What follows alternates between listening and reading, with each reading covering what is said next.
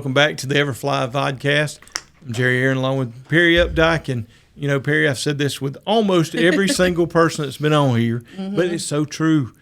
Another legend, somebody that has given so much to this community, was a legendary player here, and came back and gave back as a teacher too. And we've heard your name from band director, from students, and Coach Parker, it's good to have you on our Everfly Vodcast, and we're going to talk about all those things. But let's start at the very beginning. Let's talk about your life as a W.S. Neal Eagle as a student first. So what can you tell us about memories you have of school? Memories I have of school. Well, I started in the old, I guess, what was it, two-story. Right there next to you, there's a picture of it. In the old two-story building in the first grade, well, Miss Brooks Overstreet. Well, I started with Miss Peavy's kindergarten out on Highway 29. But then I had Miss Brooks Overstreet in the first grade and in the old building and went through the sixth, fifth, fourth grade there, I think. Then went to the other building and then on to high school in the ninth grade. But it was a good experience. I really enjoyed my time at W.S. Neal. Mr. Baxter was in here earlier, and he talked about, and I'm going to have to put my glasses on to see, because he talked about a specific song that, was it, my writing's not very good, was it Lonely Bill? Lonely Bull. Lonely Bull. Lonely he said Bull. Nobody could play that solo like Danny Parker. Yeah, he put me in a circle, right in the middle of a circle. Okay. Everybody, you know. And I think Herb Alpert maybe played that song first, if I'm not mistaken. That was during his time, you know. So you graduated from here in 1970, is that correct? 68. 68, okay. I knew you were in that time frame, but you played multiple sports here when you were a student. Talk about a little bit about your athletic memories of who your coaches were, some of your teammates, and some of the success you had here at W.S. Neal. Well, you can't talk about sports back there in that time unless you talk about David Salter. That's right. Yeah. I mean, just about every athlete in the school that I know would have run through a wall for that man. Yeah. And we all loved him and respected him. And he coached me in baseball. I started playing baseball when I was in the 8th grade. Didn't play any, but anyhow, started in the 8th grade and went on through to my senior year, and I played basketball. He moved me up to the varsity basketball team in the 9th grade. That was the year we went to state. I guess the only time we've been to state. Gilbert Emmons and Roger Dale Gross, Tommy Jernigan, Larry Madden, Larry Parker were all on that team. And it just so happened that the other team had a 6'8" guy that was rough. Yeah, we couldn't stop him. Yeah, that's tough. Gilbert couldn't keep up with him. Gilbert could shoot the ball from half court, and you put 2 or 3 on him. It didn't matter about that. But Gilbert was a great basketball player. Yeah. Mm-hmm. And so then you finish your high school, sign an athletic scholarship. Where'd you go after high school? I didn't sign a scholarship. Oh, that's right. But you did go play. I did not sign a scholarship. I tried to walk on at the University of Alabama. That's right. And too big for me. Yeah. Too big. Yeah. You don't want to know the story. But anyhow, it took me 1 semester to get on probation and 1 semester to flunk out. Yeah. I told my mom and daddy, I said, I don't want to go back. I don't want to go back. Yeah, going back, try it again, And I did. I went to JD during the summer. Mm-hmm. And took a few classes and everything over there. But then we played we had a semi-pro team around here. That's right. At the time, Mac Stone had it organized out at Damascus, Alabama. And lots of old Neal players, O'Hare English and Dan Lee and Lord, I can't remember, Huey Johnson and just bunch of old folks anyhow. We played semi-pro baseball, and we put together an all-star team and went to Montgomery, and we played Livingston University in that game, and I pitched against them, and we beat them 2-1. I think I struck out like 14. And then after that game, the baseball coach at Livingston at that time was coaching that team. So he wanted to talk to me, and he said, "Man, you all we need." He said, "If you'll come to Livingston, we'll go." So me and Mom made a trip to Livingston, talked to him and everything, got set up, and went to Livingston. Yeah, and there's a good story because it kind of turns around. Because you went to Alabama and tried to walk on there, and it was a little too big. You end up at Livingston, and you pitched against Alabama, if I'm not mistaken. Isn't that right? I pitched against Alabama my first year there, and they beat me 1-0. Well, let me tell you the whole story. All right. Okay, I went to Livingston. I didn't go to school. I was 17 years old when I graduated. I was the second youngest person in my class. I should have had another year of high school, right, which I didn't, because my mom and daddy knew Miss Overstreet real good. Yeah. Anyhow, I got to Livingston, and they put me in a bunch of courses and everything, and I flunked out again. I had to have a B average. Oh, yeah, Baseball coach pulled some strings, so I had to have a B average. Well, I didn't have a B average, so I flunked out. So I came home, packed my stuff, and I was at the house. And the phone rang, and it was Coach Reisner, Bob Reisner at Livingston. He said, "What are you doing?" I said, "Well, Coach, I flunked out." He said, "Get your angle sets back up here. I'll get you back in school." Yeah. So he did. And he became my advisor. Mm-hmm. I had to have a B average. He put me in 5 PE courses and a course in religion. Yeah, and a course in religion. Mm-hmm. And needless to say, I had to be average where I could play baseball. Of course, during that time, right after that, I got married. Yeah. I married Karen. And when I went to graduate, the registrar, she looking at my grades and everything, she said, "Hey, you got married right here, didn't you?" I said, "Yeah, I sure did." I said, "How can you tell?" She said, "Your grades improved."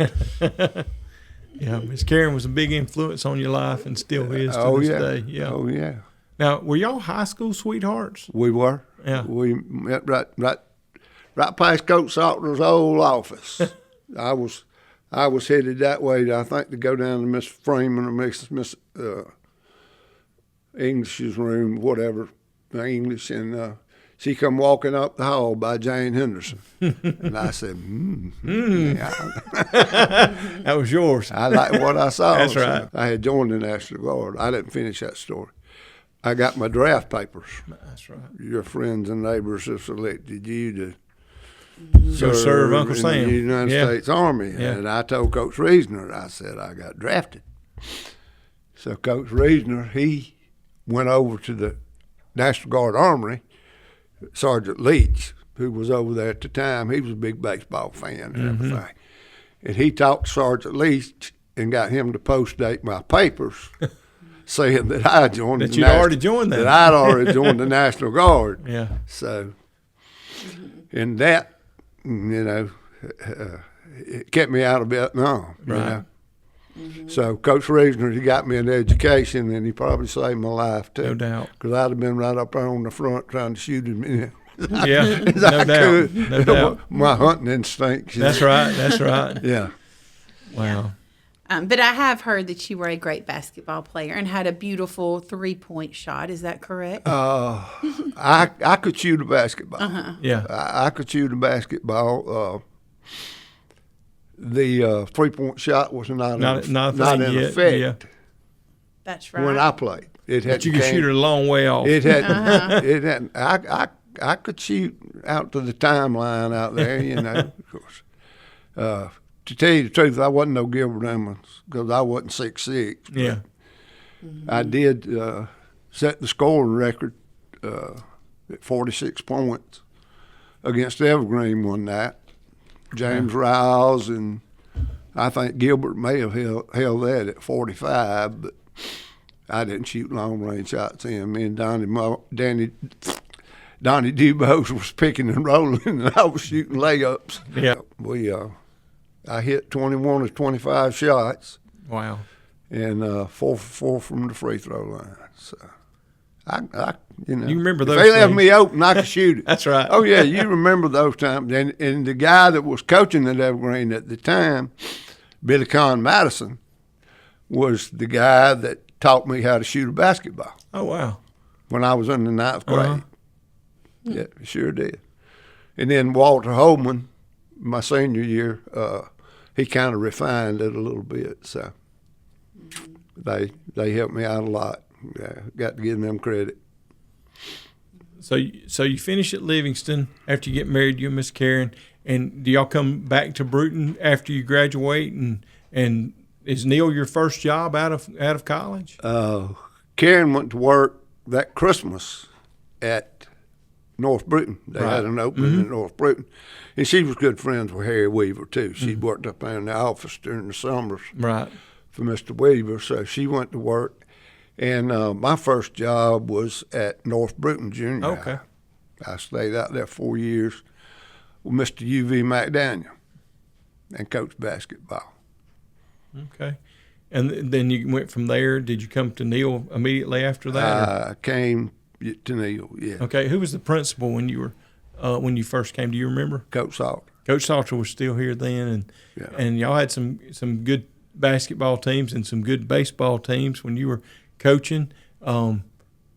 We had Doug Egerton in earlier, and he talked a little bit about that good baseball team you had when he was here. So can you talk a little bit about your time as a coach?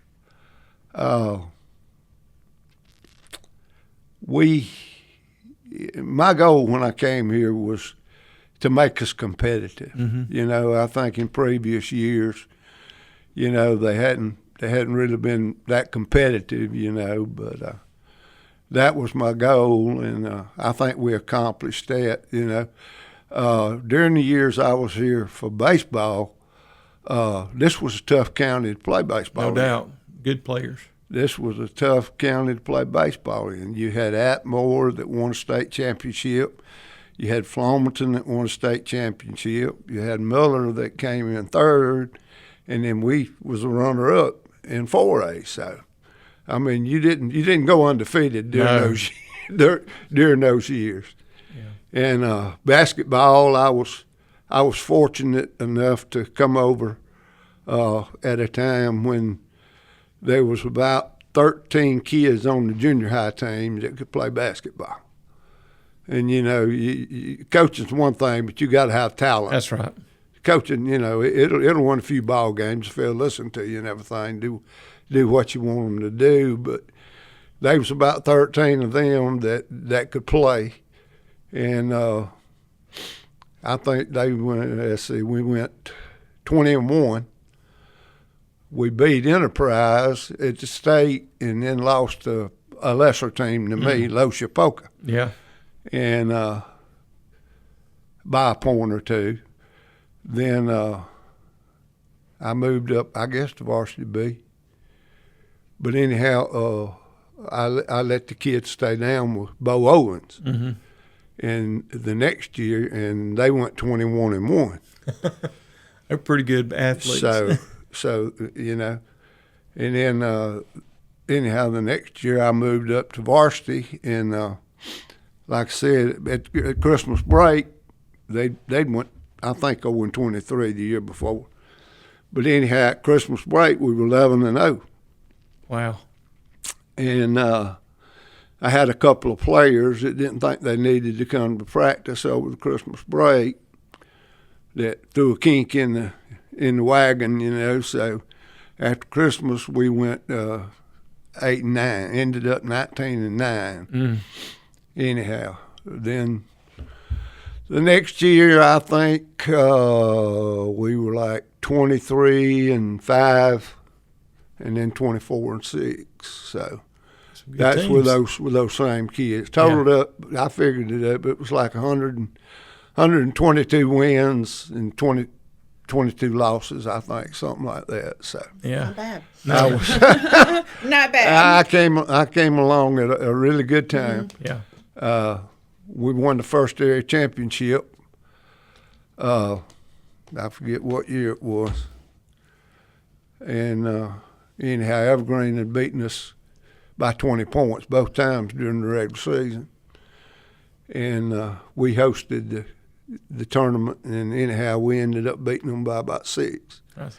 in the area championship. So that was, those boys really played together that night and did what I asked them to do. And then we went, where was that place? I can't remember. But anyhow, we shot 60% the first half, and they was ahead of us by 20 points. They were pretty good. We whoever shot it was. 60%. Yeah, and they were ahead. And they were ahead by 20 Wow. points. Yeah. Wow. Well, let's go back and talk a little bit, if we can, about you and Miss Karen, high school sweethearts. And, you know, my main question there is, what did y'all do in a town the size of East Bruton during your courting time or dating time? What was I know there was a lot of sports activities and so forth, but what did y'all do when y'all were dating in high school? I don't really remember. Went to the ball game. We went. Well, she was a cheerleader too, so we'd go to the ball games, and you know, and I was in the band, so and we'd go out. You know, we'd go to Pensacola and go to Shakey's and stuff like that. I don't remember. And you had to drive in here. Yep, we had to drive in. Yep, Yeah. we went to the drive-in. We went to the theater. It was still going, I'm pretty sure, Yeah. at that time. And, you know, I think we went bowling a couple of times, too. You know, I think we had a bowling alley back during that time, so we could go bowling. And to church. That's right. That's right. Can't leave out the church. That's right. Let's go back and talk about the band, because you were a very talented trumpet player. I can remember even hearing about after you graduated, you'd come back and play with the band sometimes, I believe, with the trumpet and Mr. Baxter. Perry and I, when we started talking about this, we had both heard this story, and we couldn't believe it. So we asked Mr. Baxter about it. But you were here, that y'all did a different show every week when you were in the band. Is that true? That's the truth. That's what he said. Blows our mind, because we just can't imagine. That's the truth. But every week. He could turn red now, I guarantee you. Well, You knew it when he was mad.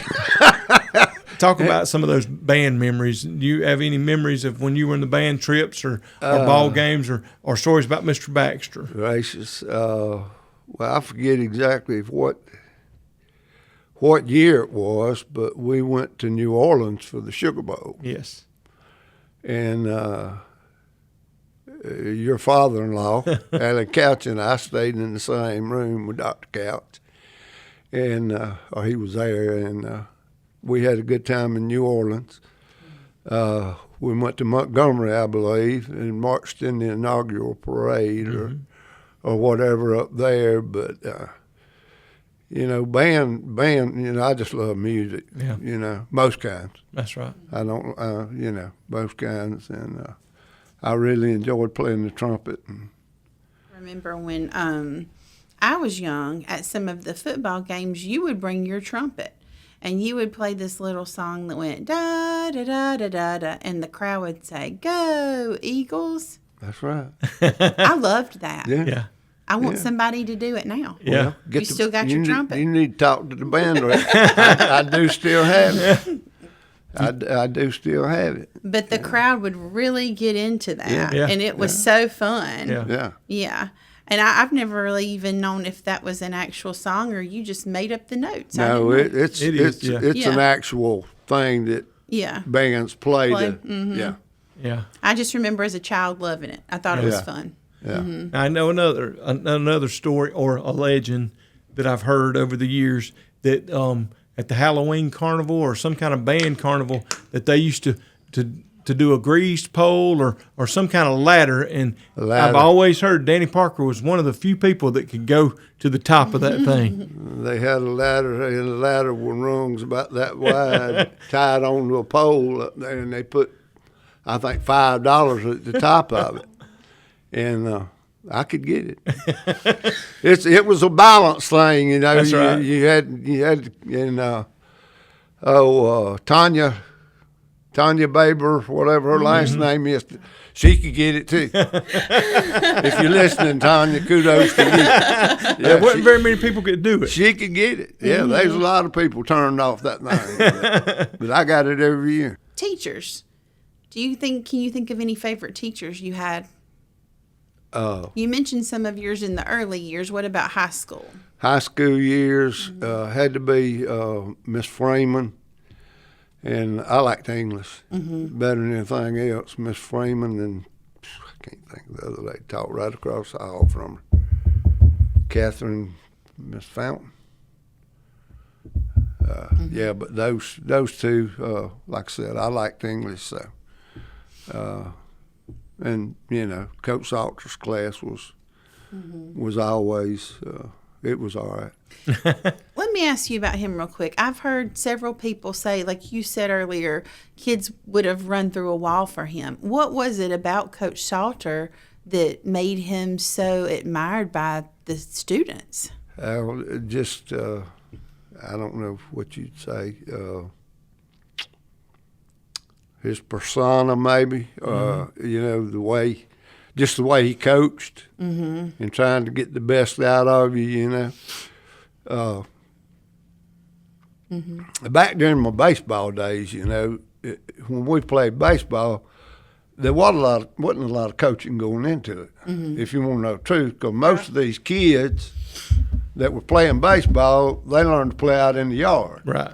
And out on the Little League field on weekends because we didn't have anything else to do. You know, we were playing wiffle ball in the yard and pitching and all that. So he basically just had to put us out there, to tell you the truth. In that, and basically the same way in basketball. It wasn't all this technology and everything that goes into how you swing and how you throw and all this stuff like it is today that's available to everybody, you know. But he was just special. Yeah. Any other memories you want to share? Oh, goodness. I'll share one about baseball. Okay. And I can't tell you the year again. My memory's not what it That's ought okay. to be, what it ought to be. But I've tried to think of the name coming over here, the team we was playing. We were playing at T.R. Miller. Sulligent, I think it was, Sulligent. And we were behind 12-7. And we had the bases loaded, and there was 2 outs. And I done packed my fishing rods. It was time to start fishing. But anyhow, Paul Stewart was batting, and he was a senior. Hugh Ellington chastised me for not putting my son in the bat. He was a 9th grader. But he chastised me on the radio saying I should have pinch hit my son for Paul. And I said, no, Paul's a senior, you know. And anyhow, Paul singled. That made it 12-8. And then Wes Sessions came up. Yeah. And he had a grand slam. Wow. Tied it up. Tied it up 12-12. Oh, we made it to the Final Four anyhow. Okay. St. Paul beat us. Okay. St. Paul beat us one year, and the other year we made it. Thomasville beat us out. So They had some great teams back and both then. of them went on to win state championships. So Yeah. I sure would have loved to have had a ring, but Yeah. didn't Close. Didn't get it close. Close. What years were those, Coach? That was like 80. Probably 89, 90, 91. Yeah. As Chris 88, graduated in 88, 94. 91, I think. 88, Okay. 91 Yeah. sounds about right. Yeah. Brian Moore and Ed Williamson and that bunch. And then Paul Stewart and Wes Murphy Wes Sessions and Jason Ryder and Lance Jernigan, James Monroe.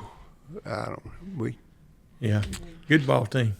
Back to your playing days in baseball. Tim Wall was in here earlier, brought a baseball with him. So when you were playing baseball here, did you play your home games over at T.R. Miller? Is that true? Yes. Yeah. When Yep. Mr. Raines was here, he talked about when he was principal here, they raised the money to put the outfield fence in.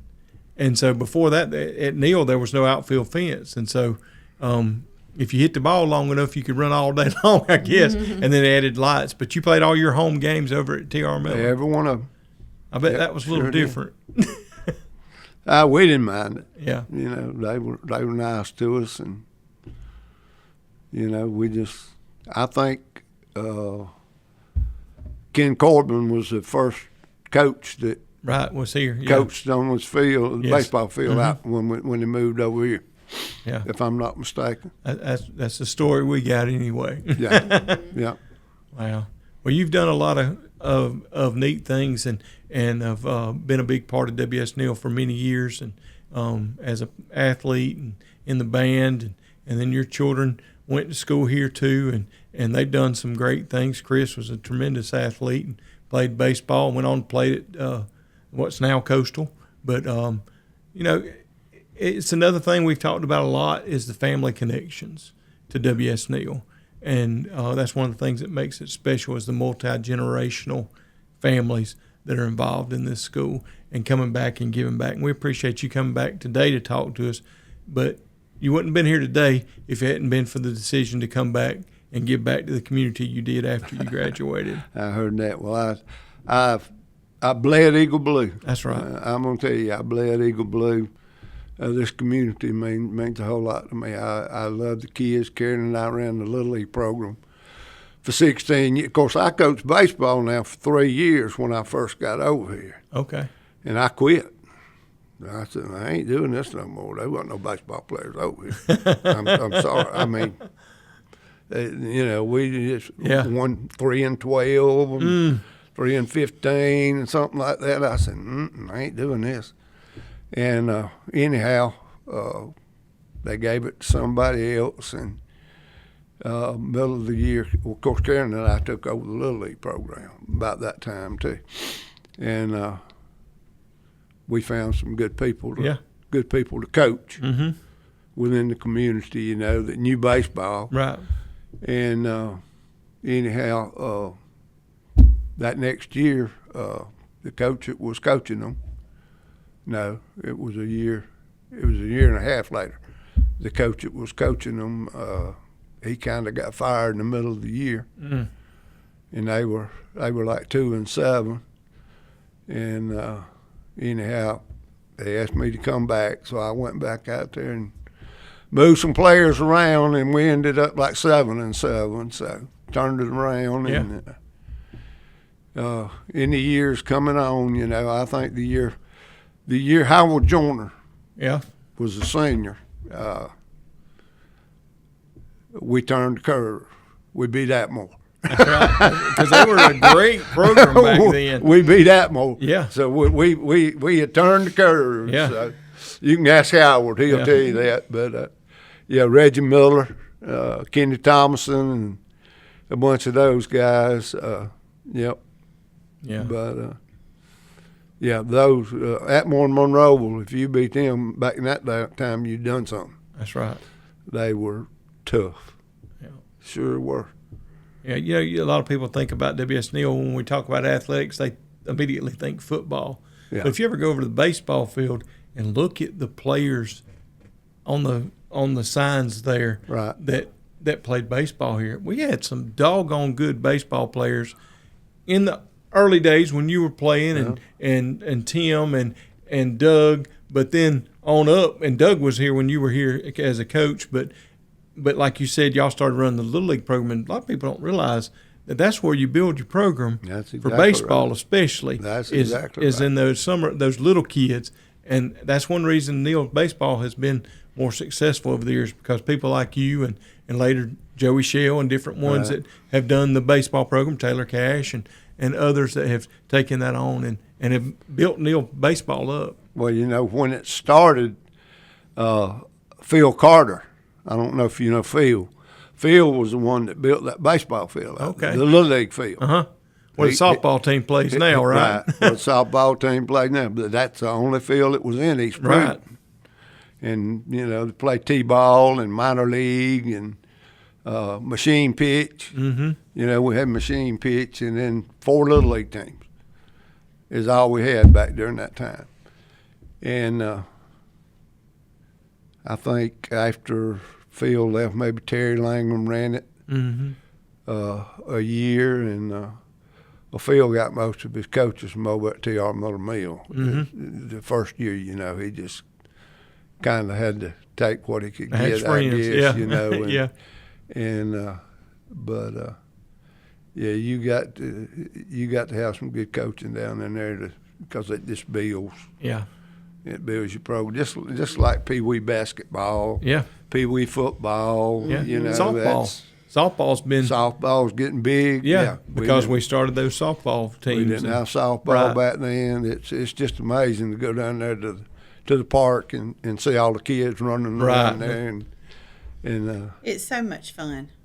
What year did you retire?